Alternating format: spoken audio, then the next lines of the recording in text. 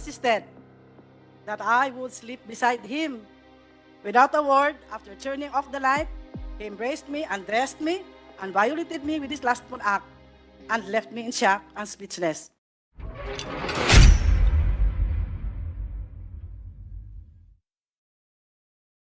She contacted someone named Teresita Valdehuesa, who was a former worker here in the kingdom, who committed lapses of fornication with many ministers and men. That is why she was supposed to be disciplined, but she went out. This Alina Ostapchenko is saying things against me, and we were able to record every bit of what she said. Listen to her voice. Everything that you have said to Teresita Valdehuesa, who was a former worker here, who also backslid because of some lapses in immorality, will give you a sample of her voice that was recorded. Go. I'm fine, dear. I remember you, Bayo. And I'm so glad that I'm already out of the kingdom. And it's a miracle that how I exit from there. Because the time kasi I was so fanatic before.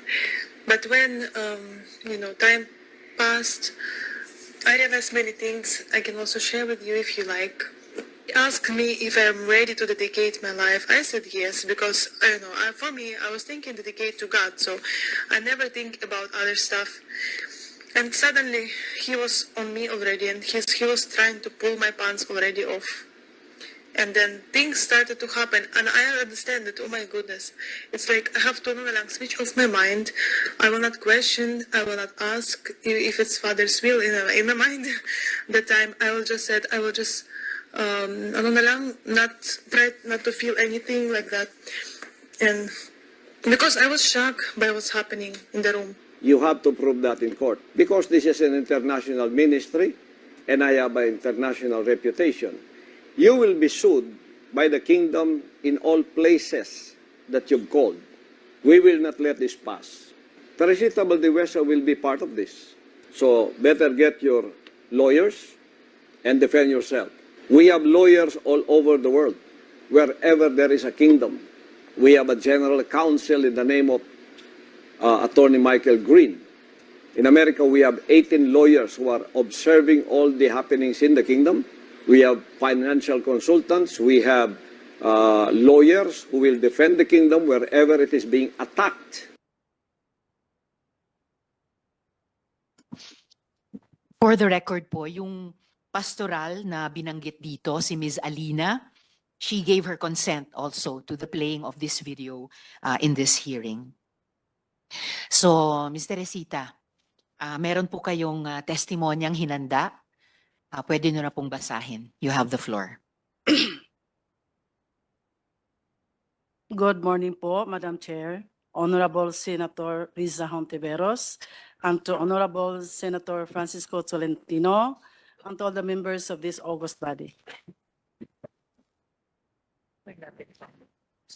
I come here today to share the truth that has been silenced for 3 decades because of great fear, and this is also on behalf of the many victims who have suffered in silence just like I have.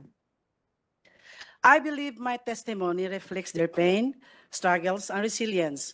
While I understand that this is aimed to aid in legislation, I am also grateful to be given this opportunity to inform those who still believe that Apollo Quiboloy has been innocent of the crimes he is accused of, because he has never been.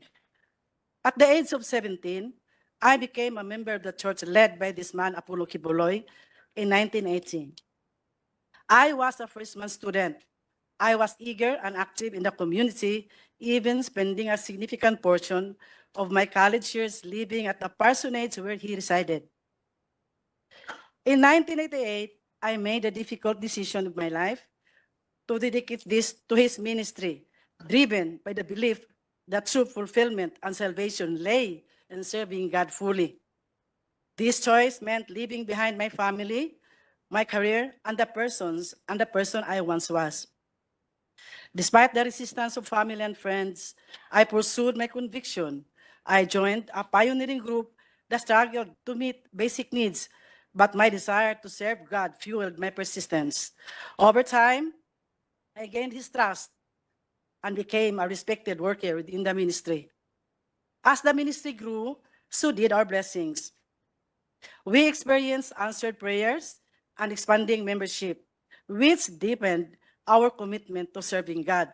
Apollo C. Quiboloy, whom I revered, was considered as God anointed, and his words held absolute authority. I respected him deeply, viewing him as truly the man of God. From the moment I dedicated my life to the ministry until 1993, I experienced a profound spiritual awakenings. I felt forgiven, my love for God deepened, and I was proud to serve alongside a man I believed to be holy. But one day while in Manila, I received a long-distance call from him. He informed me that he had received a divine revelation intended for me and instructed me to travel to Cebu, where he would share this important message. He was also scheduled to preach in Cebu that Sunday.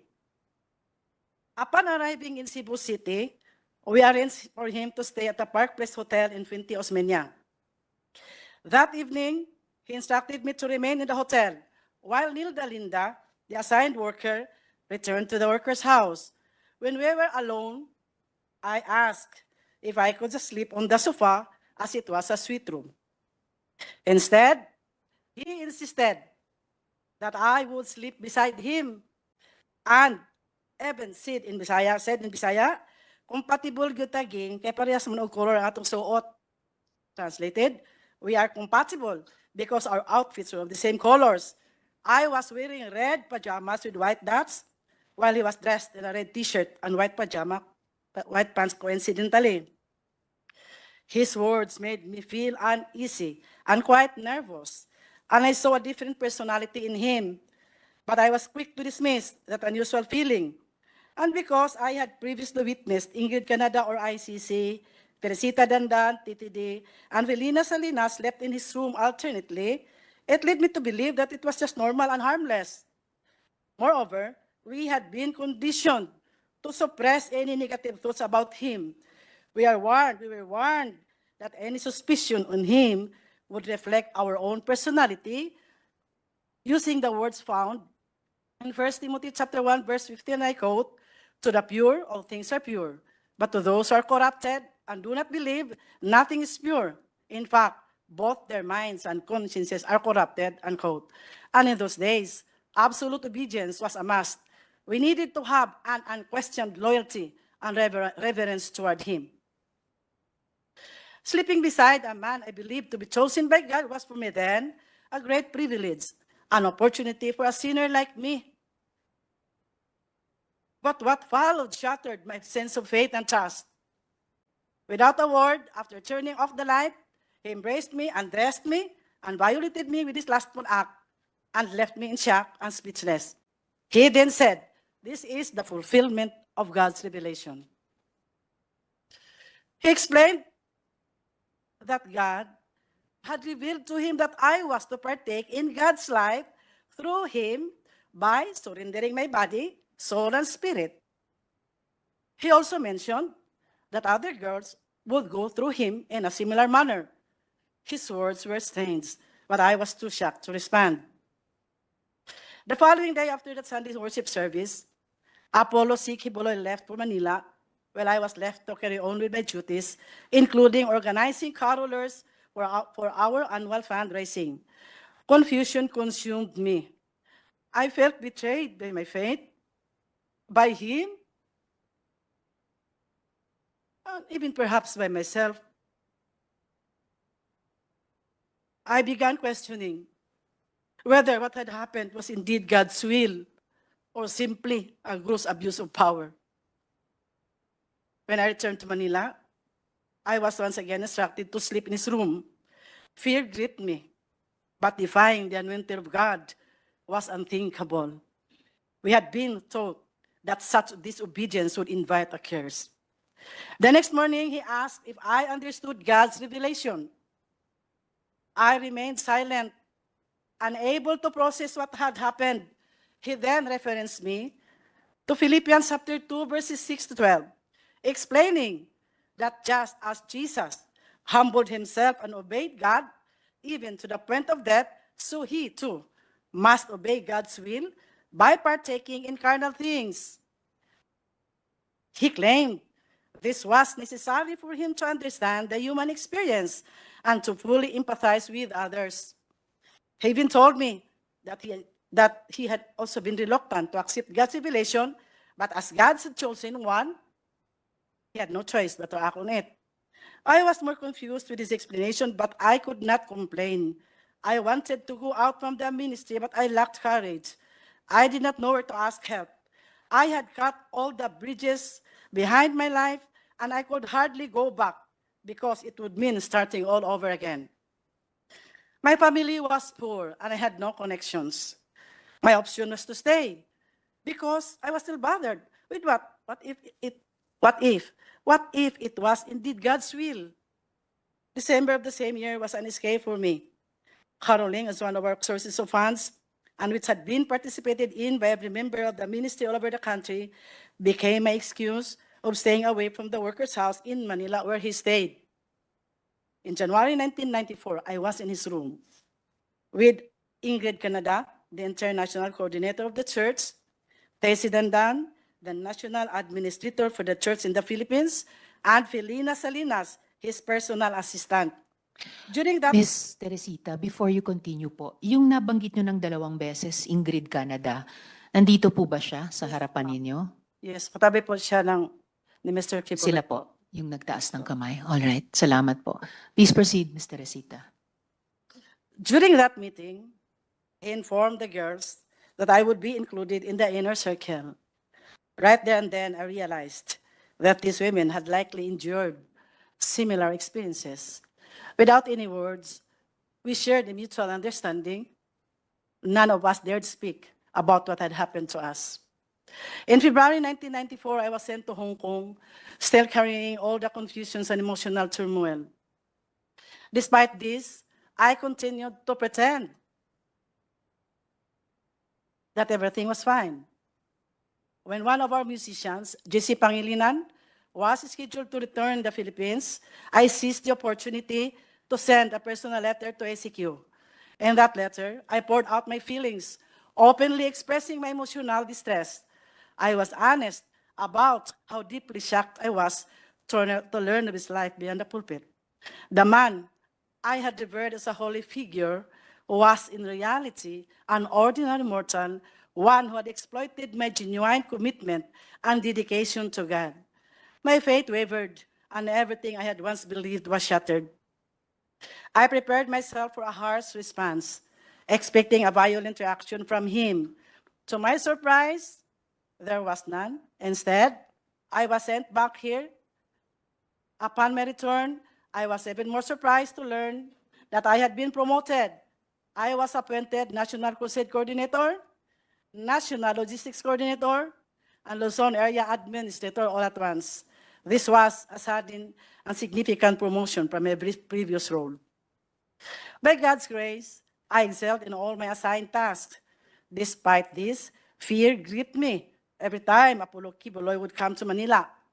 My only relief was when one of the girls would accompany him, giving me an excuse not to sleep with him. I kept myself busy, visiting satellite churches to distract my confusion and agony. One day, ICC confronted me saying, ACQ sensed my distance. I made my work an excuse. February 15, 1998, ACQ used me again. It was always out of fear that I obeyed, a fear mixed with anxiety that he might knew how I pretended to be extremely grateful that he allowed me to be a part of his physical life, because in all honesty, and God truly knew I was not. All the pent-up emotions suffocated me that on the following day, while preparing for church, I collapsed. ACQ performed mouth-to-mouth resuscitation, but later I learned, he told others, that it was just a way for me to seduce him labeling me as Jezebel the Temptress. I believe Apollo Carrion Quiboloy understood that I never wanted the life he was trying to impose on me. My decision to dedicate my life to God's service was driven by a sincere desire for spiritual purification from the sins I had committed before becoming a full-time worker. I had only one goal, to live a holy life and ultimately to attain heaven. As the Bible says in Colossians chapter 3, verse 5, I quote, "Put to death, therefore, whatever belongs to your earthly nature, sexual immorality, impurity, lust." But how could I achieve this with the circumstances that I was in? Disobedience and complaints were never an option. Anyone who did so was labeled as carnal, as someone who did not overcome the flesh. Everything was always twisted. One day, she said, "Sir has noticed that you've been distant." I made up excuses, trying to avoid the truth. I had been telling Tracy Dan that I was extremely exhausted. She presumed that I was just too focused of my responsibilities, especially in the logistics department. I was always pressured to meet my 15 million quota.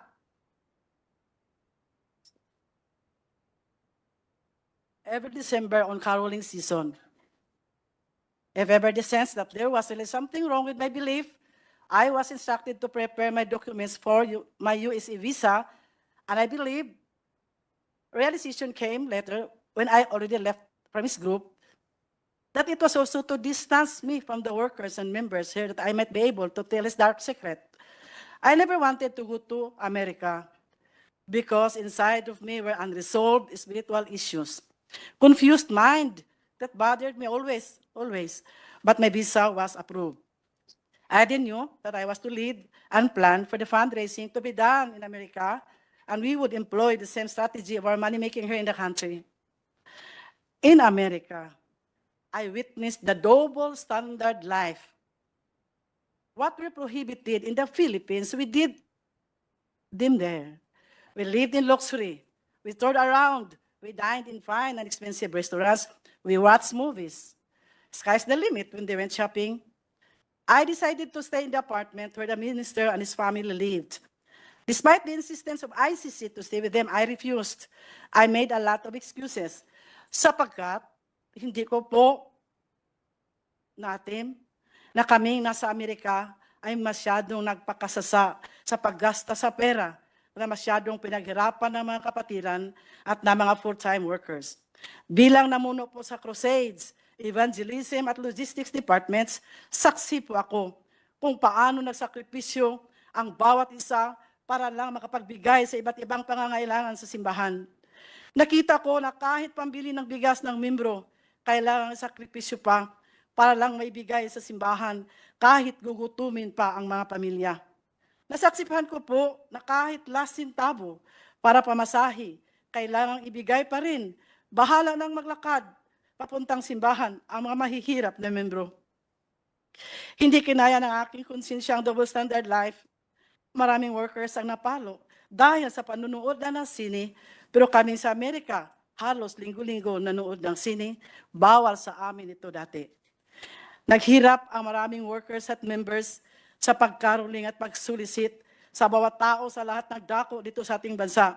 May namatay, may na-aksidente, may nakulong, may mga na-rape pa na hindi na na-report. Dahil baka hindi paniwalaan at baka makapag-fasting pa dahil may kasalanan na itinago, kaya napahintulutang nangyari. Lahat may kota, di ba? Napakasakit po sa damdamin ko dahil ako po ang namuno sa mga fundraisings. After December season, ang mga members kailangang magtinda ng mga kakanin para maibigay sa mga pledges for Alay kay Kristo, building funds, love offerings, television pledges, tithes, and others. And when they could not provide for their own foods, they would just resort to fasting. Meron din pa akong kota. 10 to 15 million pesos to raise in the month of December alone. I organized the carolers nationwide to meet my quota. We recruited and trafficked our young people from Mindanao and Visayas to carol in the provinces of Luzon and in the national capital region cities. Marami pong estudyante na Nobyembre pa lang kailangan nang mag-absent sa paralan at ang iba hindi na nakabalik sa pag-aaral dahil inuna ang simbahan, inuna ang pagkaroling, inuna ang paghanap ng pera. But nobody questioned where our income was spent. Sa mga buwan ng Pebrero hanggang Oktubre, ang ibang workers na nasa logistics department, kailangan mag-solicit na naman throughout the country using the permits of the different associations. Pag-asa ng buhay, Children's Way Foundation, tulong sa may kapansanan, handog ng pagmamahal, pagdamay sa dukha, Shivers for Christ. The supposed income na dapat ibigay sa mga beneficiaries, sa mga nasabing associations, hindi naman talaga truthfully and honestly na ibigay. Only a little portion of the income was shared to the beneficiaries. Ang ibang workers naman, walang hinto sa pagtinda rin ng mga kakanin na may quota of 500 to 1,000 pesos a day, Monday to Saturday. Ito ang buhay ng mga workers na nasa logistics department. In America, they began to notice my indifference. ICC called my attention, stating there were reports from my assistant in the logistics department in Manila that I had secretly sent money to my family. Then, she informed me that ministers wrote letters to ACQ and reported that I tempted and fornicated with them during my visits to their satellite churches. I was so shocked to learn of the sudden accusations. I also wrote a letter and enumerated the real circumstances of my life with all the ministers I came in contact with in relation to our aggressive fundraising, being the National Logistics Coordinator. However, that was not enough.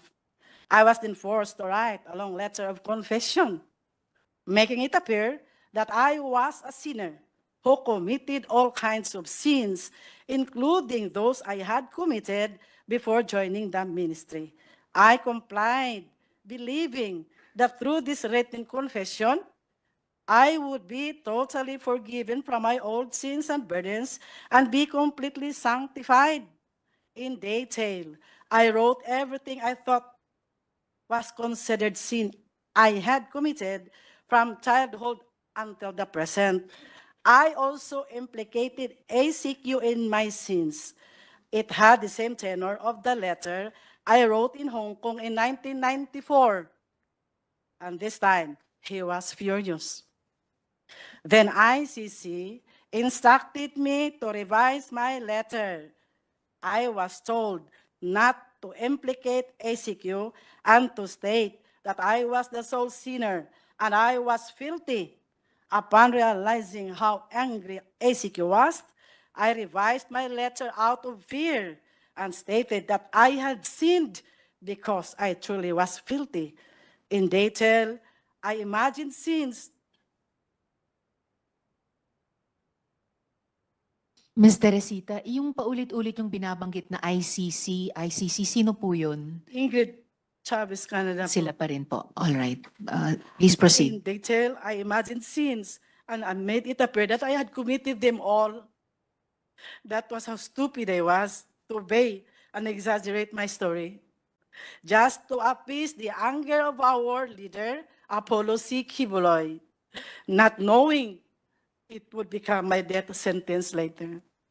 My exaggerated story was then distributed to all his leaders and ministers, and they believed I was filthy, I was pervert, and I was wicked, painting me as the sole guilty party, while ACQ remained innocent. Little did I know this confession would lead to my condemnation within the ministry. And Ms. Teresita, pag sinasabi nyo ACQ, sino po yun? Apollo Carrion Quiboloy po. Alright.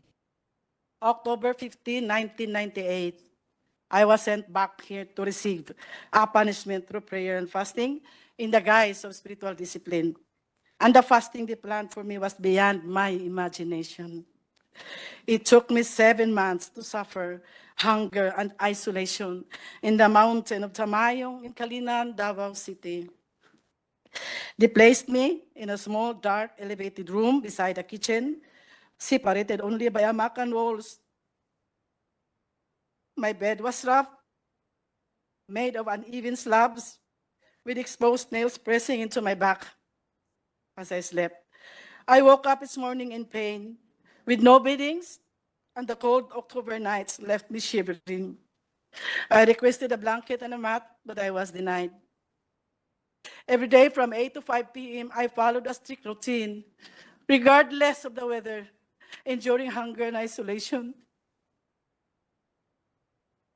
No one allowed near me, as I was labeled filthy and deserving of this punishment. Members were forbidden to speak to me. I was physically very weak and so depressed. I prayed that God would just take my life. Ilang beses po ako nanalangin na sana kunin na ako ng Panginoon. I started to question God and wondered if this was truly a divine process or simply human punishment. I asked myself, is this ACQ's way of retaliating because I rejected the life he imposed on me? It felt like vengeance and disguised as spiritual discipline. My only solace came from reading the Word of God from Genesis to Revelation over and over again. Every day was a struggle of faith. I struggled to believe that the process was still the perfect will of God for me.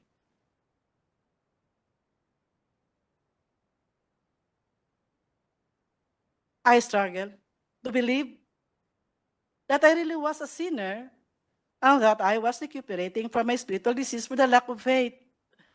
That was to justify my present pains and at least lighten my burden of loneliness. On January 8, 1999, I gave ACQ a resignation letter and I requested for a fare so that I can travel back to my home in my province. He did not approve my resignation letter. I pleaded to Ingrid, and like a child, I cried for help. But she remained untouched, telling me that it was a divine process. After that conversation, misery doubled. I had no money, and I was still physically weak, so there was no way for me to go out from the compound of the prayer mountain. Waiting for the restoration was the only alternative at the moment. If not for the comforting words of God, surely I would be totally gone out of my mind. They continually accused me of sins they alone knew, unimagined, that would always lead me into fasting.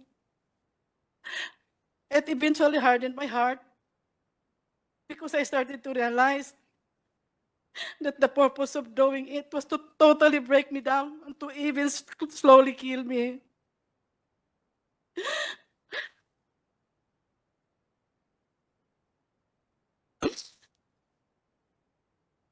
I no longer saw the reason to stay.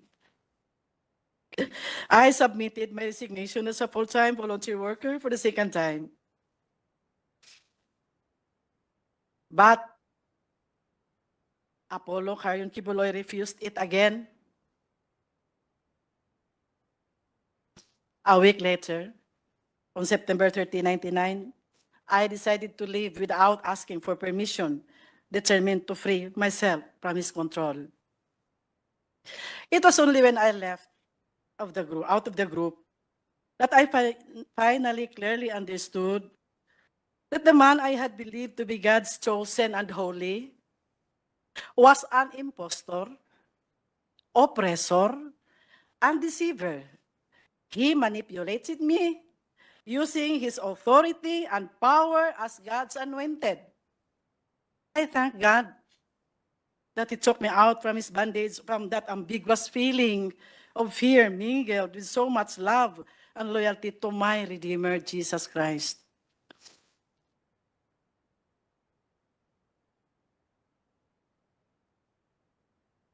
But he was not finished with me and did not stop terrorizing me. Alex Camia, his personal bodyguard, a full-time worker, once known to be a champion in gun shooting before he joined the group of ACQ, together with his team, kept coming to my place to harass me. serving a fake warrant of arrest to a minister who stayed in my house. This minister settled in my place after he was gunned down in Davao City but survived. The team of Alice Camilla was apprehended, and when investigated, they had several firearms in the car, several plate numbers, and there was also a red plate. The registered owner of the car was Apollo C. Quiboloy. Because of their failure to serve the warrant of arrest, they blamed me for hiding the minister and filed cases against me of obstructing justice and grave misconduct and an act unbecoming of a public official.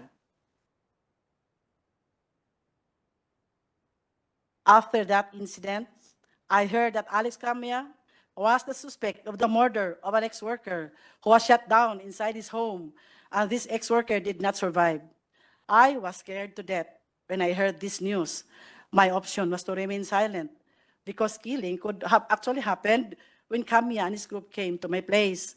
There was also an ex-worker, Elsa Bolivar, who was a senior citizen, a woman shot dead while she was in her garden in Tagum City. I was so hysterical when pictures of her bullet-ridden body were sent to me because she had just visited me in my place before it happened. Fear consumed me, and I remained silent. 3 years ago, nagkausap po kami ni Alex Camilla. Humingi po siya ng kapatawaran at nagsabi na siya ay nautusan lang po na kailangan din akong iligpit. Pinaniwala po siya na ako ay may malaking kasalanan at ako ay napakasamang babae. Nang tinanong ko kung ano ang aking kasalanan, sinabihan daw siya na tinukso ko raw si Apollo Cayon Quiboloy. Nakiapi daw ako sa mga ministro. Narinig naman po ninyo yung sa video. Nakipagtalik daw ako mismo doon sa workers' house at nagnakaw daw ako ng 3 million pesos. He even said in Bisaya, di ba nagtugot man ang Ginoo pagpatay sa dautan? Doesn't God permit the killing of the wicked? Doon ko lang naintindihan na kailangang i-declare ni Apollo Quiboloy sa lahat ng mga workers at members na ako'y makasalanan at napakasamang babae para magiging makatwiran ang lahat ng parusa na binigay sa akin at magiging makatwiran din kung bakit ako kailangang patayin. Apollo Quiboloy called me Jezebel, the temptress, using his pulpit to broadcast how filthy and evil I was. This became a pattern. Kung may mga workers na may alam sa kaniyang buhay, sa sikretong buhay, at aalis sa kanyang kingdom, sila ay akusahan na napakaraming kasalanan. He would always exaggerate their weaknesses at ipaniwala sa mga workers at members na sila ay umalis dahil may mga marumi at mga napakasamang mga tao. His followers only heard his side of the story, which was always filled with lies and twisted truths. The other side, our side,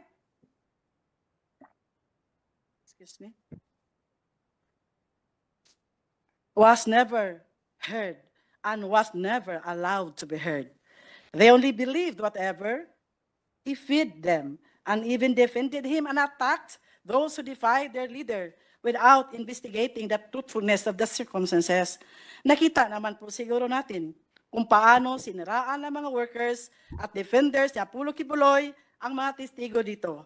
Mga napakasamang descriptions para lang ipahiya ang mga nagsalita ng kanilang mga karanasan sa loob ng kanilang kingdom. Mga salitang hindi nababagay sa mga tinatawag na mga citizen ng kingdom of Jesus Christ. Their intention is only to demoralize and warn others of the consequences of defiance. Last August 2021, during one of his television programs, he once again maligned me, broadcasting nationally and internationally that I was a fornicator and an immoral woman, which we have just watched. Madam Chair, I would like to remind Mr. Quiboloy to remember the biblical stories.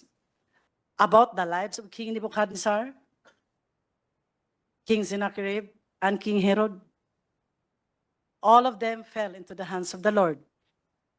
Nebuchadnezzar, you know that, was separated from his people and lived like a beast and ate grass for 7 years.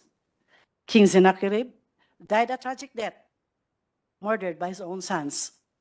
King Herod was struck by the angel of God, died, and his body was eaten by worms. Their sin was that they replaced God with themselves, considering themselves as gods and blaspheming the one true God. This is all, Madam Chair. Thank you. Salamat po, Ms. Teresita, sa testimonya mo. Kahit kailangan mong iyakan para basahin sa amin. Bago yung isa munang follow-up question ko sa inyo, gusto kong i-acknowledge yung presensya online ni Senator Cynthia Villar. Salamat, Senator Cynthia, sa pagdalo nyo. At ang Minority Leader, Senator Coco Pimentel. Salamat kaayo sa pagdalo. Kung walang opening statement si Senator Coco at si Senator Cynthia, bago yung interjection ni Majority Leader sa Department of Justice, isang mabilis na follow-up question sa ngayon, Ms. Teresita o Ms. Ging, Ate Ging, just for the record, guilty ba kayo dun sa mga krimen na inakusa sa inyo, yung pagnakaw ng 3 million pesos, yung pag-fornicate sa iba pang mga ministro? Guilty ba kayo sa mga iyon? Of course not.